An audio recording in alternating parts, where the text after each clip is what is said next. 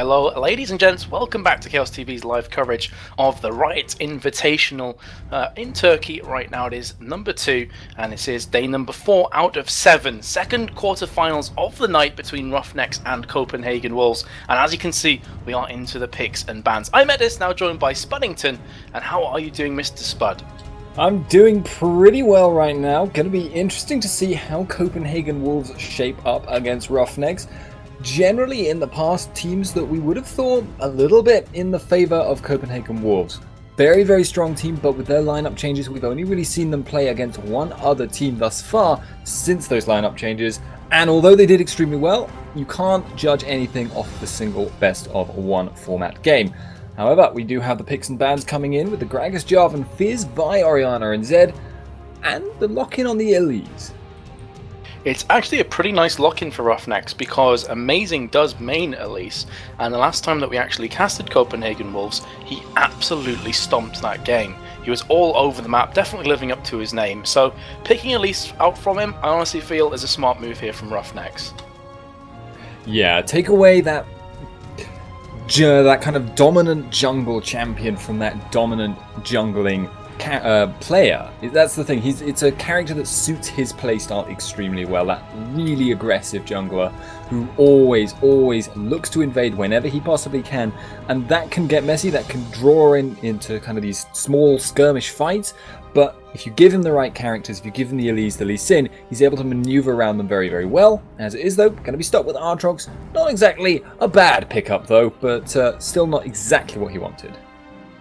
Yep, Aatrox is definitely seen often in the US Challenger Series as we're casting, and now in the Riot Invitational, so picking up that character is definitely going to do some work. We saw Musu actually using the Aatrox last game to really devastatingly good effect, so definitely a good jungler to be picking up. Also one, of course, that Cyanide works with a lot as well. So alongside that, however, it is going to be Kassadin on Kautard. That is a character that we've seen him playing time and time again. It's one of the main reasons they actually got through to winning 6 consecutive EUS Challenger Series back-to-back.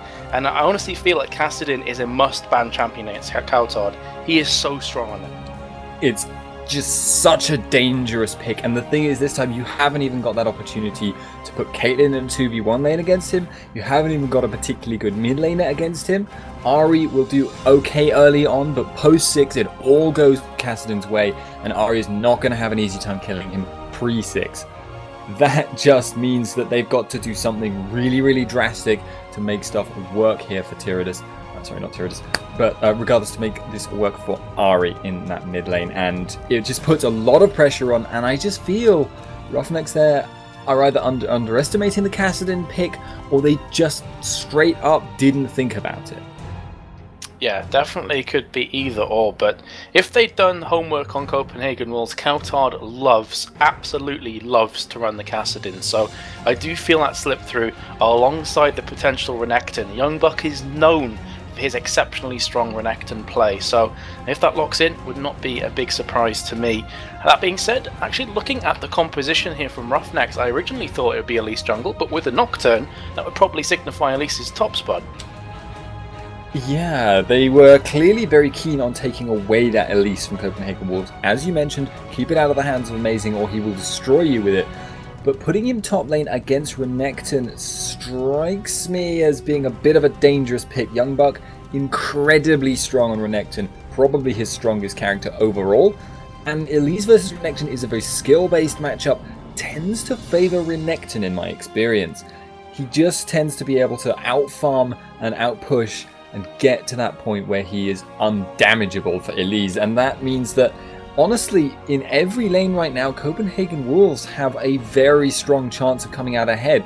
Caitlyn, Thresh, really big priority picks. Kassadin, week early, gonna be incredible after 6. You've got Aatrox jungle, which is, you know, number 2 maybe after Elise, but very, very strong in his own right, and you've got that Renekton. It just feels like Copenhagen Wolves have drafted themselves a very strong team, whereas RoughNeX have only drafted themselves a strong team.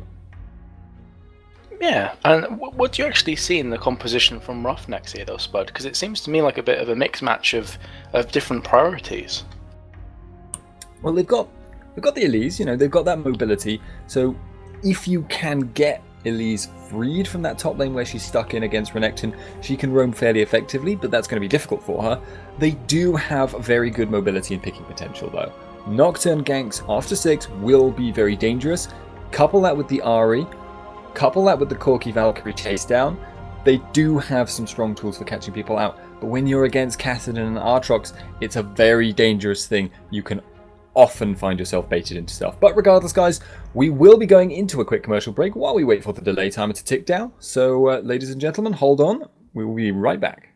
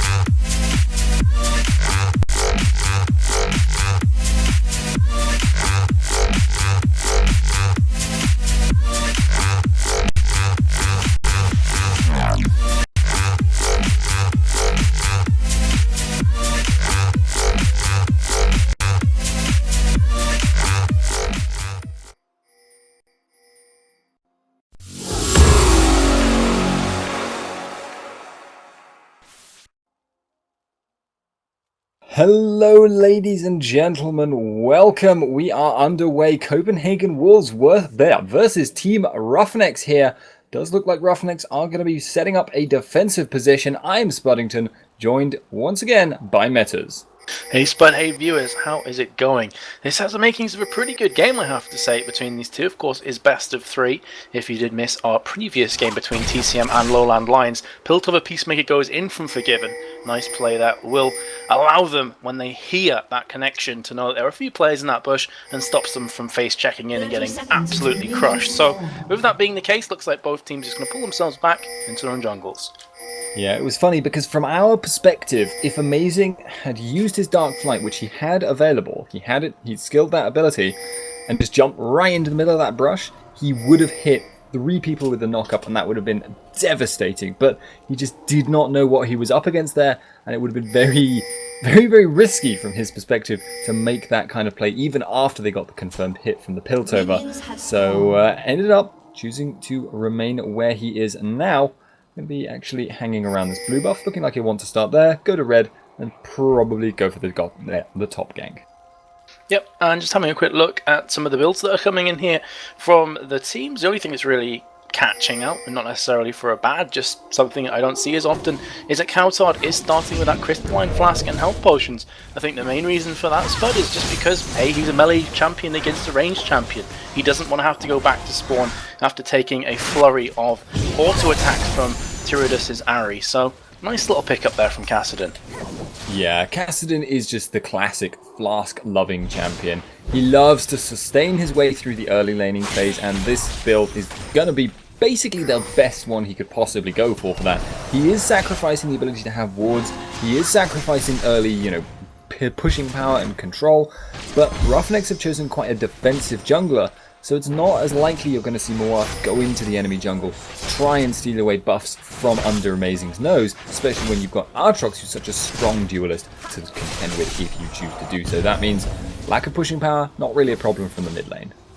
Yeah, and it's pretty interesting as well to see how different mid laners approach their mid lane respectively. That the first game we saw between Lowland Lions and TCM, it was actually this identical matchup, although they did actually lane switch it out. But both the Kassadin and Ari there were both taking teleport, and this time around Tyrannus has gone for the ignite instead. So in lane he's going to have more killing potential, but as soon as it hits level 6, Coutard is going to roam frequently, and it's not going to be as easy for Tyrannus to actually keep up the pace. So as this game progresses, Spud, it's going to be very interesting for me to see how it plays out between those two. Yeah, actually, in bottom lane, though, the hook has landed. Oh, Stratogas has been ignited as well. Instantly pops off the barrier, but there's so much damage between these two AD carries. It's going to be first blood to Forgiven. With that first blood, does ding himself up to 3, and that's the reason he manages to survive by a slither of health, about 15 hit points. Very nice play at bot lane.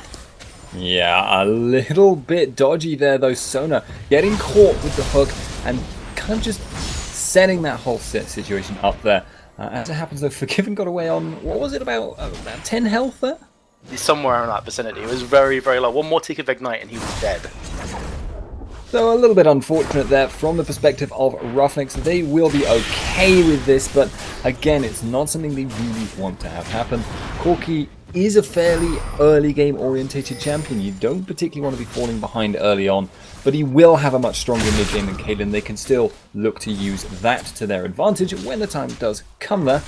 As it happens though, feels at the moment like RoughNeX are being pushed back a little bit on most of their fronts. Yeah, I do always keep an eye on chat, and a lot of people are asking, where is Reckless, where is Shook? Well, if you didn't know, if this is the first time watching Copenhagen Wolves in a while, Reckless has turned the eligible age, which I believe is 17, so he's now joined Fnatic for Season 4, and Shook, I think, is going for that EU Super Team as their jungler, which is why you've got Forgiven on AD carry and Amazing, but hold that thought, because you have to mention Amazing is going in for a gank, and actually the fact that that charm landed before Dark Flight did, kind of cancelled that one. It's interesting, I've never seen that happen before, Spud.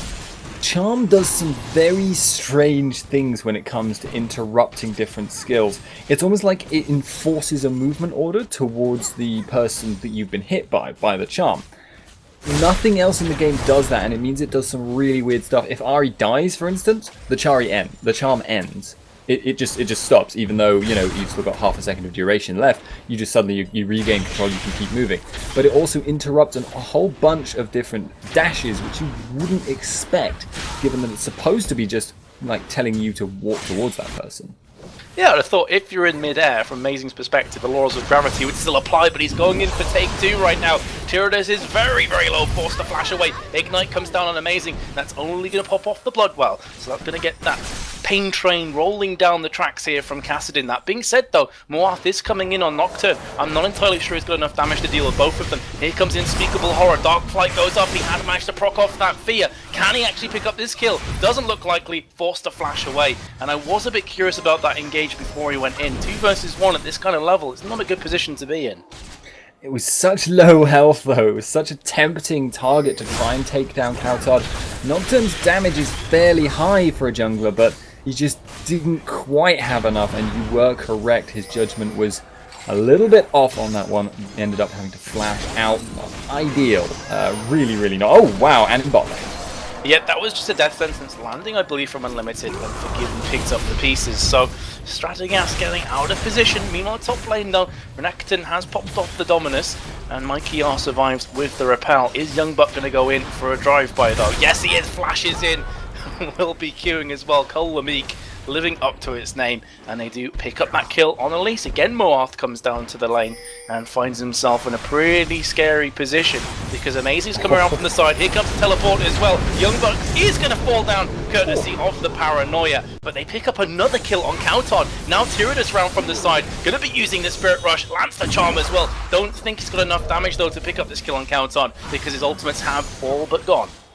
Nice turnaround though, Tyrannus being there to pick up that kill at the end kind of salvaged the situation, because I think that turned out to be 2 for 2 overall, with Moath picking up one onto Youngbuck with his ultimate. So nicely turned around, but they were definitely getting initiated on. It was Copenhagen Wolves overstaying. They could have backed out a little bit sooner, simply chose not to, but we have now hit the point. Kassadin is level 6. I was about to say 7, but he isn't 7. He's nearly 7.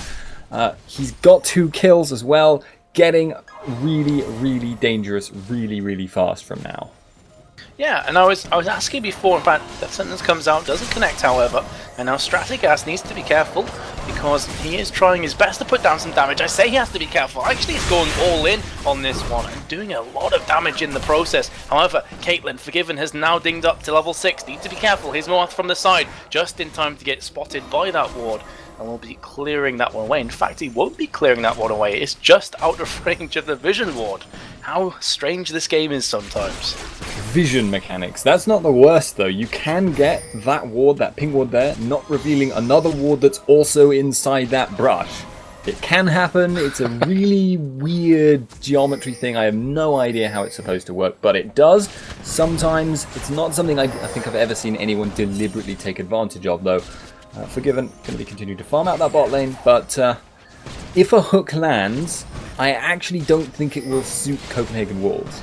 No, Unlimited is very low right now, and Forgiven is taking a lot of damage. Barrier has been used alongside the Ignite, but this could be Stratogas falling. Yes, it will. It's support on support action right now, as they both just picked up a kill on the respective AD carries, which is something you don't see too often.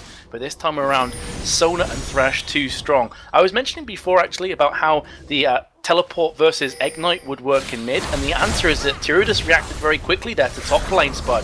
And speaking of top lane, Youngbuck is now being very aggressive on Mikey R, who will manage to go back to his own tower. However, we're starting to see the dominance of Kassadin in this mid lane. He has now got 52 CS to the 57 of Ahri. That difference was much bigger earlier, and it's because Tyrannus just can't afford to get near Kautard unless he can somehow predict the Rift Walk and throw the charm out before it lands. Yeah, well, Kautard is doing quite a bit of damage with just the Catalyst of the Protector. Does have over 1,000 gold, but at top lane seems to be where all the action is coming down. Amazing and Moath batting each other head to head. There's the Dark Flight coming in. Bloodwell is available, has just been used as well. Youngbuck in the meantime dominating back up, does have the Ignite on him. Meanwhile, in mid lane though, both mid laners killing each other, as I was too busy focusing on all hell breaking loose at top lane. So this game is just a powder keg ready to explode. Yeah, at any moment.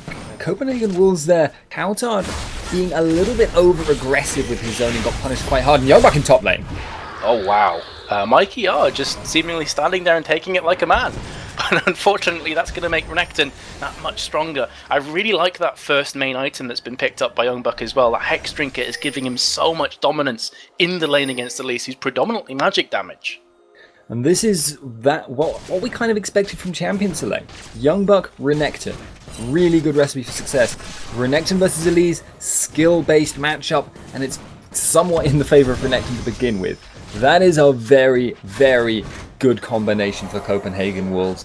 Renekton now nearly double Elise's farm, and you've had those ganks coming in. It's going to be a dangerous Renekton coupled with a very dangerous Kassadin, and this is kind of what we feared, actually, in that Champion Select period. Yeah, and you mentioned about the ganks coming in.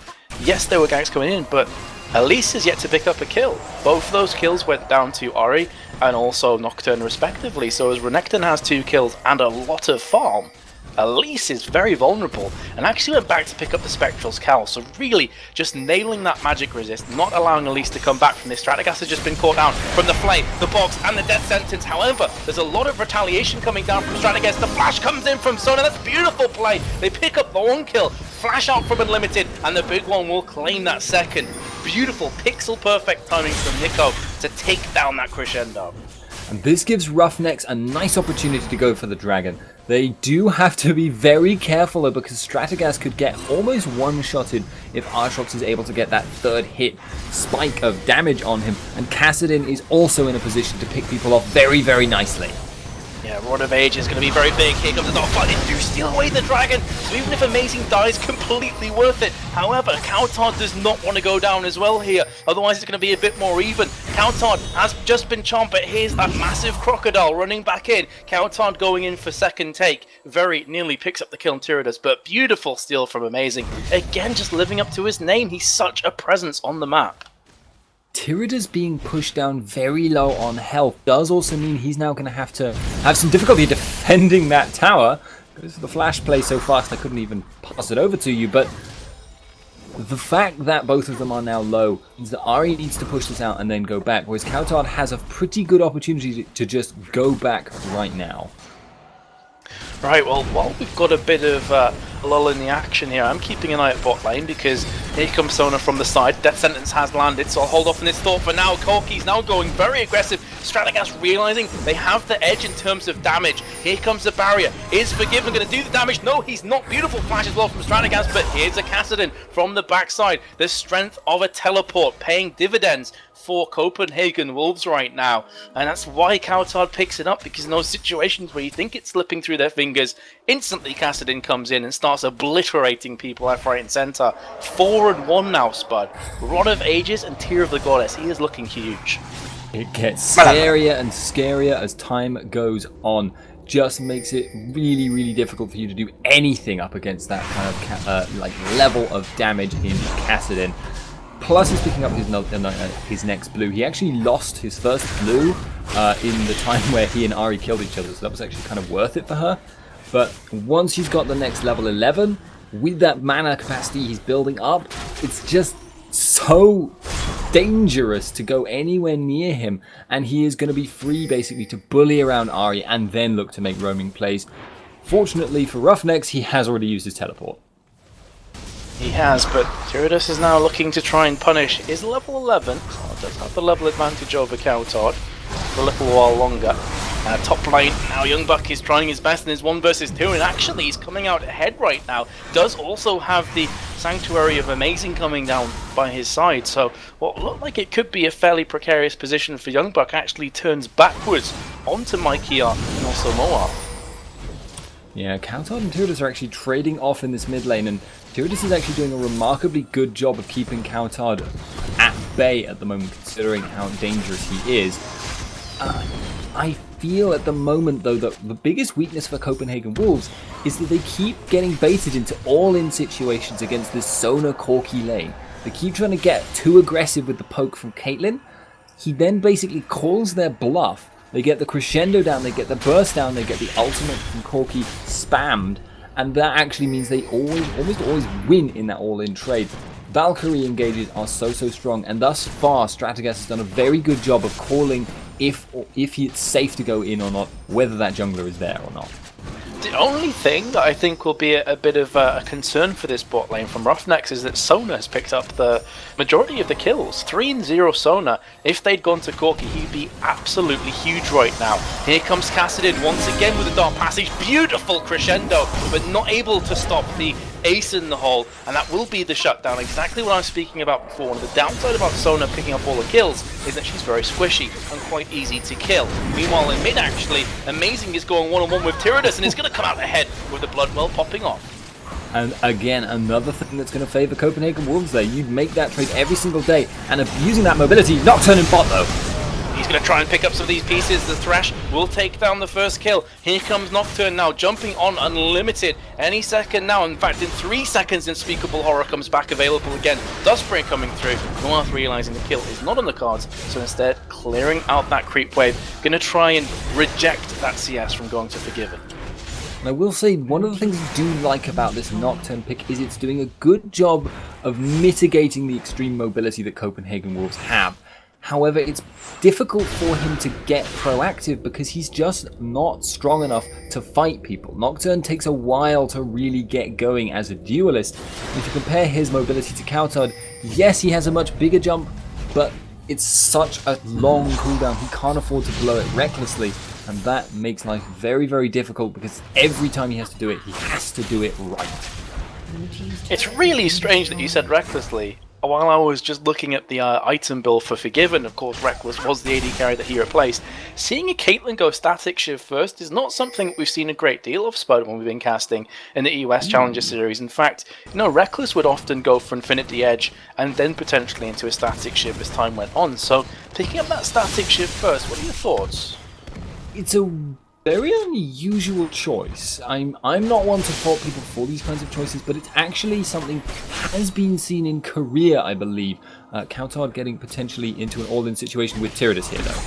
Well, Tyrannus does have mobility on his side, jumping through with the Spirit Rush, actually flashing in while Spirit Rushing, trying to make the big plays, but Coutard is far too big and will be picking that one down with the Rift Wall. Ping's coming at bot lane, but I don't see anything happening just yet. Yeah, Aatrox waiting around the backside of that. Renekton kind of roams towards that mid lane, but the thing about going for Static Shiv first above all else is that it gives you a lot faster wave clear. You get that proc, and at this stage of the game, that's great ability to clear out the wave, and they are going to be going for this. They are indeed, but Strategas instantly Valkyrieing away. Spidey senses were tingling, and he will manage to escape that potential gank from Amazing. However, they do pick up the tower. They have forced this dual lane back, and they're quite weak, so they may very well transition onto this dragon right now. Looks like they're thinking twice about this one, and Amazing is actually stood on top of a ward, so they need to be careful. Yeah, there's two aspects really to the Static Shiv early on. Early on, it gives you good poke in the lane situation, but they caught Nico. Yeah, Ace in the Hole comes out, however, has not managed to pick up the kill. That being said, Coutard coming around from the side. They need to be super careful right now. Unlimited almost baiting more about, saying, come on then, son, come at me, and the rest of my team will crush you. Coutard and Mikey R are both butting heads. Meanwhile, Renekton coming down. Here comes the Paranoia. They're going to be hard engaging this one. Dark Flight whiffing there from Amazing. The box though from Unlimited. Beautiful crescendo again, landing on 4 players. Death Sentence lands on the AD carry. That is pixel perfect from Thresh, and such poor positioning from Strategas' perspective, putting himself in harm's way, and now they're just going to go ahead and clean up the rest of RoughNeX. Moath is not long for this world, I have to feel. Colby coming down, slicing and dicing his way to victory. 4-0 trade. Again though, I'm itching my head a tiny bit, Strategas. Putting yourself in that position, Valkyrieing into a death sentence, never a good idea. He was so keen to put himself forward and put down as much damage as he can, and that's the difference between playing Corki in a lane phase and playing him in a team fight. If you are playing the lane phase, one of the things Corki does better than any other AD carry is using that Valkyrie aggressively, going in with the Gatling gun, going in with the missiles, doing a lot of damage burstly, and then kind of just winning your trades that way. But if you are in that situation, as in a team fight as Corki, and you move even an inch too far forward, you will get blown up. You're too squishy, and it only really works if you're trying to make that kind of trade situation with your burst as Corki, if you're against another AD carry who's also very, very squishy. Yeah, definitely. But I'm just looking at the item builds right now, Spud, and there's such a big difference between these two teams, whereby Kassadin already has Archangel's Staff and the Rod of Ages, and it's just darting around the map. 6, 1, and 3. Teleport is available again, so he's on the lookout. He's on the prowl right now to get some prey. That's exactly what he's doing. He's teleporting down to bot lane, and he's going to be coming right out of this bush. How much damage is he going to do? Plenty, but actually taking a lot back himself. That being said, Forgiver's round from the side. They're going to be re-engaging. Nyko taking all the damage for his AD carry, sacrificing himself, will be falling to Caitlyn, which is an important pickup. And now Counterhard going back in. Ace in the hole comes out. Not going to be enough damage. Yeah, so I want to talk back about that shift, but Counterhard is actually potentially finding Morath. He's blown his spell shield. He has, but I think Morath is going to be just fine with that Dust Spring. Gets slowed again. Meanwhile, at top actually, Renekton's batting Mikey R across upside the head and trying to push this tower. So constant pressure all over the map, and now Aatrox, amazing, is coming in for a potential play. So you could have this kind of duo-pronged attack from Copenhagen Wolves, whereby they attack top and bot simultaneously. They've actually picked up that second tier tower at bot lane as I was speaking. It would be a little bit dangerous for Copenhagen Wolves to go for the dive right now. They do have Aatrox passive, but Mikey R has repelled. He does, and that's going to be the killing spree for Amazing. However, Moth comes in with the paranoia. Dominus up, Youngbuck is going to be giving him chase. However, both of them kind of back away. But again, they've got their mark. Again, they've got their man. And this is going to translate into yet another tower. That's probably going to be 5. That being said, though, Moth is still pretty big. I'm not entirely sure where the rest of the team is. Unlimited found himself Tyradus in mid. Counterhard's pretty low. Charm lands, but a beautiful Dark Passage will negate some of that damage. And now Unlimited is looking to go one-on-one with Tyradus. Beautiful death sentence comes through. Youngbuck comes in, forcing the flash from Tyradus, who's in a really precarious position in no man's land. But that crescendo again coming good from Nico, who's had a beautiful game thus far. Stratagas coming back in. Youngbuck is not going down right now. Is the big one going to be enough? No, he's juking left, right, and center. And in Dustbringer will be finalizing that kill. But my god, that was some serious dancing moves from Youngbuck. Yeah, I just got blindsided at the end. He could not possibly have avoided it though. If he did back out, would have ended up being caught by the rest of RoughNeX, so not going to be too upset with that result, but Counterhard here has actually made a couple of misplays in those straight one-on-ones, or even in that 2-on-1 situation we just saw. Yes, he's very, very big. Yes, he's 6, 1, and 4. Yes, he's been roaming well, but he needs to stop getting himself into situations where he's very low on health and he gets charmed before his silence land, because the thing about Kassadin that he normally does so well is he puts down damage and it's impossible to return fire. The way Tyradus has been playing, he's been always able to put some damage down in return. Oh, but Ace in the Hole's going to be coming out, and actually Spirit rushing past Moav, who is trying his best to block that damage away. And because Tyradus is just so low, and Counterhard's tower diving capabilities are so high, he has to back away. That is going to be another tower falling very shortly. Just a few more auto attacks. There we go. That's been picked up, so 5-1, and that is going to put itself in nearly a 9,000 gold difference. As I say that, however, a tower has just been picked up from RoughNeX at bot lane, courtesy of Stratagas. RoughNeX are putting up a good fight right now, but it does feel like they are just not quite able to contend with the mobility Copenhagen Wolves is using, plus the fact they have extreme wave clear.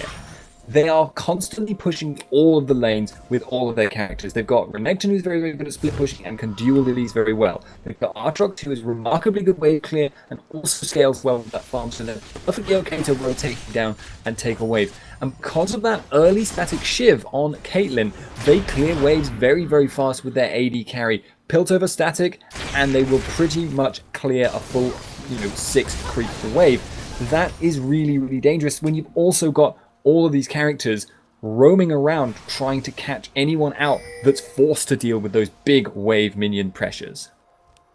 Well, speaking of pressure, I can't really see who can take down Youngbuck. Look at his items.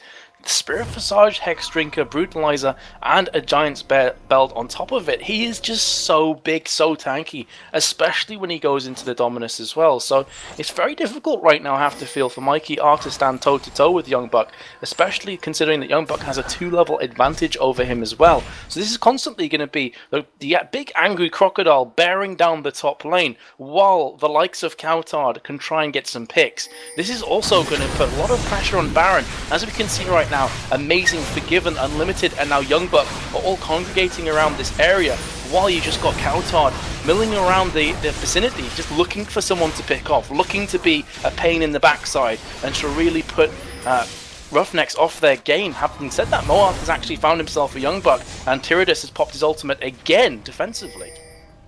It's a relatively low-risk Baron attempt there. They knew they had the vision control, so they knew they didn't need to worry about being interrupted during it. And because they are on this side of the map, they could easily retreat over the wall with pretty much every single one of their characters, in fact, which is, I think, something to be noted.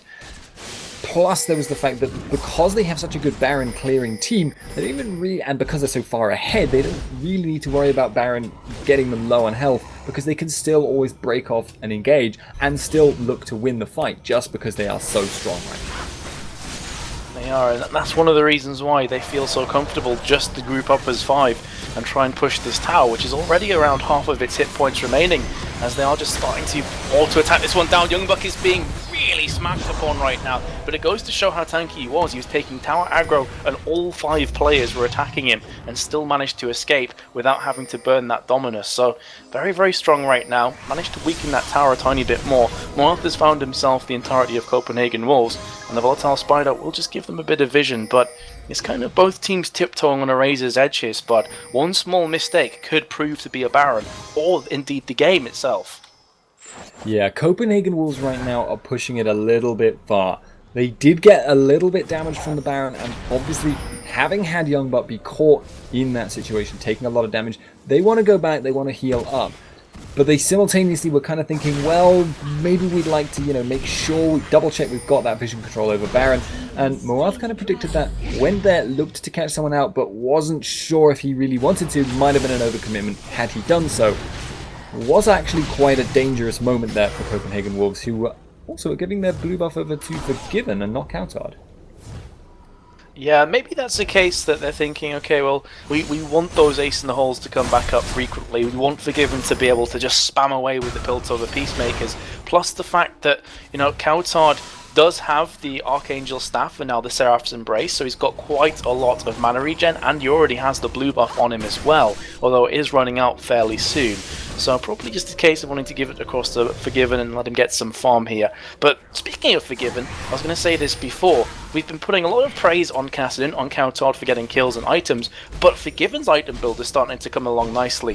Bloodthirster, which is on max stacks, Last Whisper, which is so good against the Elise, who's got a Sunfire Cape, and also Moarth or Nocturne, who's building very tanky. So Caitlyn is going to start to hit very hard and very fast.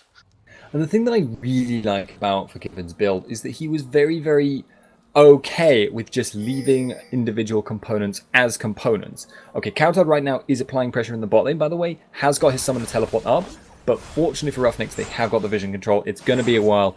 Ahri can at least clear that out. Thing about Caitlyn's build, though, having that pickaxe, she was pretty much sitting on a pickaxe for two and a half items, I think, essentially. She built that static shield first, mostly because she kept having to go back after these all-ins with Corki, so she had to build up those components. Relatively cheap things, Brawler's Glove, Dagger, 400 gold each. Moarth gonna have to run for his life here, and I think he might get caught out, actually.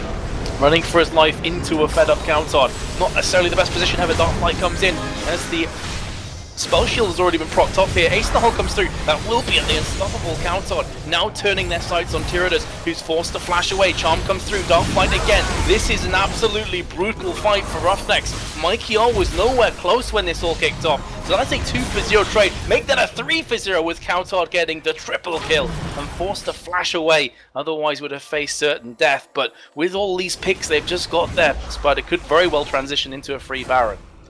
Yeah, and it does look like they are going to go for that. Unlimited stopping to clear out a ward that was going to disappear anyway, which is an interesting decision, but it doesn't really matter. Copenhagen Wolves should be able to take this uncontested. It does look like RoughNeX are just going to let that one go. This big of a gold difference is now getting to the point of ridiculousness, but fortunately for RoughNeX, they are still holding on to their inhibitor towers, so even though they're having to contend with a lot of difficulty in teamfights and in terms of lane rotations and split pushing, they still at least have that little umbrella to hold off the typhoon that is Copenhagen Wolves right now. And I did just want to mention the basic principle behind the build with Caitlyn. Cheaper components so she could actually be spending her gold, because if she had not, and if she just saved up for a BF sword, she would have ended up losing trades with Corki and lane. Oh my god, Countered going so manly there, just jumping into the fray as the tower fell. Darkflight as well from Amazing. Mikey R will be falling as soon as he comes out the rappel. I say that, but actually somehow still alive. Unstoppable. Coutard 9-1 right now. And that all happened as Corki was at bot lane. He got a bit of farm, he got the double golems, but at the expense of 1 and nearly 2 towers and 3 of his teammates. Simply not worth it in that case. It will be the second tower, and looking like the inhib will soon follow as well. So big pushes coming in from Copenhagen Wolves, and they are just pushing the pace. They've got Baron, they've got Fed carries. Why the hell not? They're going for the Nexus towers right now, and honestly, it's not a great deal that RoughNeX can do about this. Another beautiful crescendo from Naiko, but it's not going to be enough to stop this pain train from rolling down the tracks. That's going to be the ace, and that's going to be the GG. You would think so, although Ari is popping up. She has got ult, maybe, but no. Just too many bodies to try and pick up, and the Nexus was bare and vulnerable, so that is going to be the good game. I have to give some props to Nico Sona, because he was landing some beautiful crescendos. Yes, he was on the losing side, but I think he hit 3 or 4 players a plethora of times there. He was just nailing those crescendos. Yeah, indeed. And I think RoughNeX actually did do fairly well there. They obviously did fall behind, but they were picked into such a nasty corner against that team comp that I don't really know what they could have done to do better other than just snowballing super hard, super early. But Amazing did a characteristically good job of getting his lanes going where they wanted to. Copenhagen Wolves, I feel they just won most of their advantages that game in Champion Select. We'll see if RoughNeX can adapt their strategy next time, because picking away that Elise cost them so much, and they may well have just been better off banning it out. Plus, the Kassadin was dangerous, even though I'd actually say Tyrannus did a pretty good job of dealing with it. Yeah, I would say that you look at the team of Copenhagen Wolves, and a lot of them were on their staple champions that they're very comfortable on. As I said in Champion Select, Coutard is known for his Kassadin play. Forgiven loves Caitlyn. Unlimited's Thresh, I feel, is definitely the top, if not top 3 in Europe Thresh players. Hits so good, and we saw him running it with Reckless all the time on Caitlyn as well. Young Bucks Renekton, he's known for being very strong with him as well. So across the board, Copenhagen Wolves were given characters that they were happy to play. And maybe that's one of the downsides of RoughNeX. Going into this second game, you need to ban Coutard's Kassadin. I'm completely sure it's going to be their first ban here, Spud. Yeah, well, we'll see what they choose to go for. But guys, we will be just getting the next lobby up, and it should take no more than a couple of minutes at most. So, ladies and gentlemen, we will be going into a quick break while we get that all underway and set up. Should not take long, as I mentioned, but you never do perfectly know. Should be fine. Should be fine. I pray, I beg, I wish, I plead. Anyway, we will be going into a break, so see you after this.